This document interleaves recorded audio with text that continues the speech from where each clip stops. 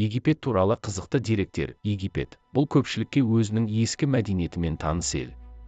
Бір жағынан шексіз ежелгі құмдар, қайталанбас сәулет ескерткіштері, құдайлар мен патшалар туралы аңыздар, уақыттар қатып тұрған көшелердегі шу.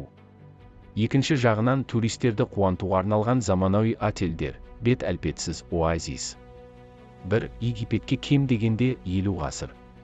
Біздің дәуірімізге дейінгі 4-ші және 3-ші мыңжылдықтар тоғысында Ніл жағалауындағы 40-қа жуық мемлекет алдымен екі билеушінің қол астында бірікті. Содан кейін жоғарғы және төменгі аймақтар арасындағы қанды соғыстан кейін жеңімпаз Перғауын Нармердің елі болды. Синай түбегі екі құрлықтың, Африка мен Азияның арасында орналасқан.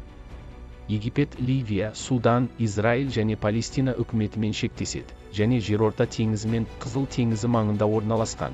Жағалаушылар туристер мен демалушылар арасында танымал. Египет